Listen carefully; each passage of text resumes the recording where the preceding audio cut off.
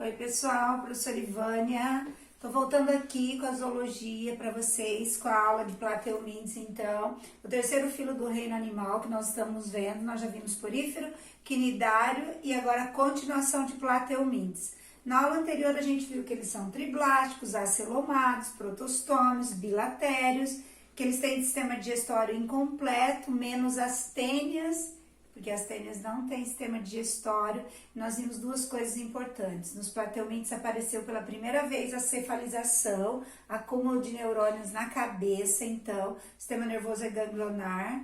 Então, isso é um marco, né, e a simetria bilateral também, que faz com que o animal se movimente para frente. Agora, nós vamos dar continuação, então, aí naquilo que os plateumintes têm.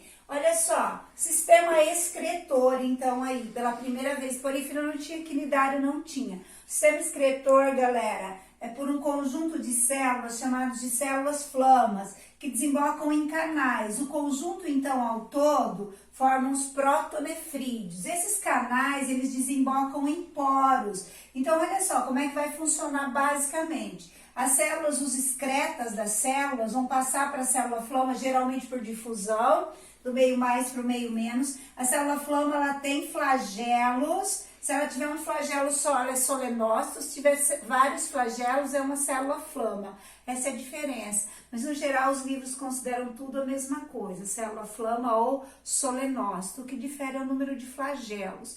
O que mais aparece, professora? Célula flama. Então, olha só, retirou dos tecidos, passou para a célula flama, da célula flama para esses canais. Aí, então, esses canais geralmente se abrem em poros, principalmente perto da cabeça. E aí, os excretas vão sendo eliminados. Elas excretam, então, aí, galera, compostos nitrogenados, amônia, ok? Então, agora, esse é o sistema excretor, por células flamas. Então, pela primeira vez, tem sistema excretor. Agora, nós vamos falar de plateumintes, da reprodução, então. Eles têm uma variação na reprodução, isso é legal, dá uma diferença de um grupo para o outro. Quem são, então, e quais são? Essa reprodução da planária, olha só. Eu poderia ter cortado essa planária igual a professora fez um corte longitudinal. Ela vai regenerando, olha, regenerou duas cabeças. E depois, então, terminou essa regeneração, formou duas planárias.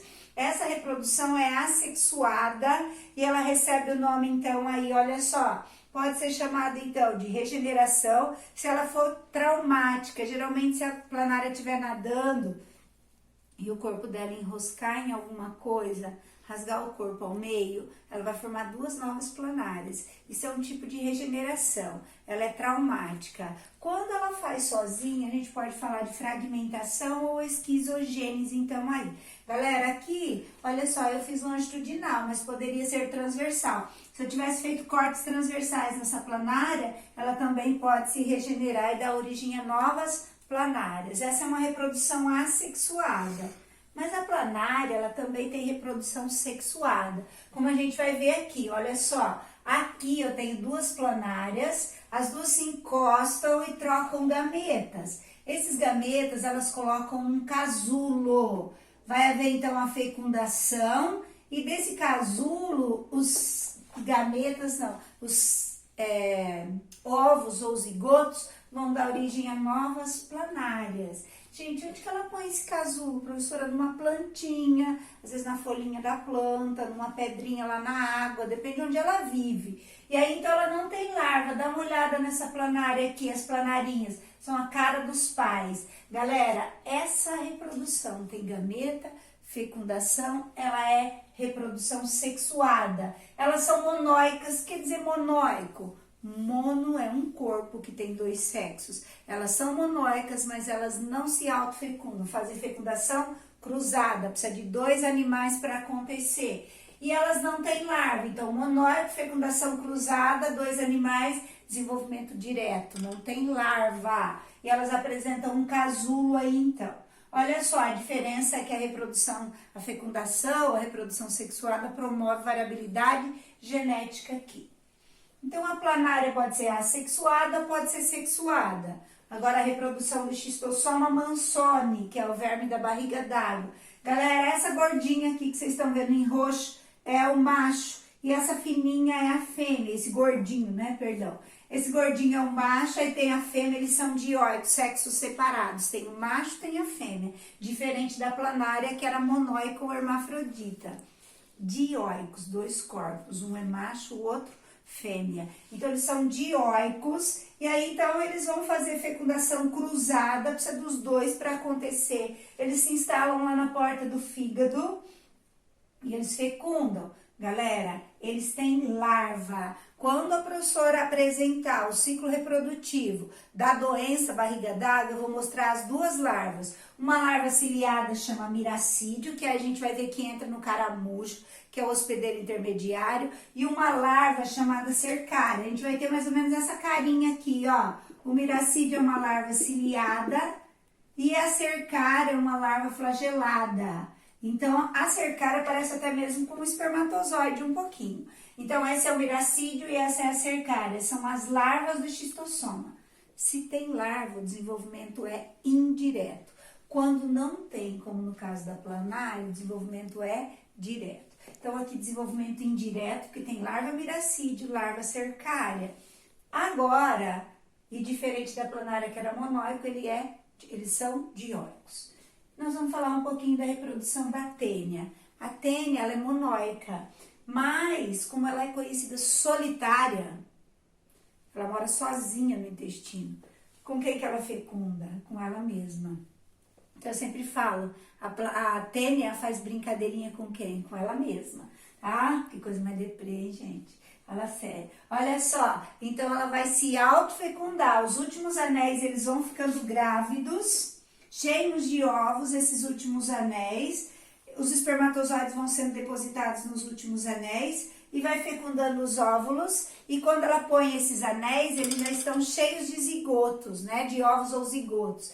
E aí, então, quando eles eclodem, eles vão formar uma larva, tá? Esses ovos são ingeridos aí por animais e eles vão evoluir para uma larva, cisticerco ou oncosfera dentro do corpo desses animais, então, aí.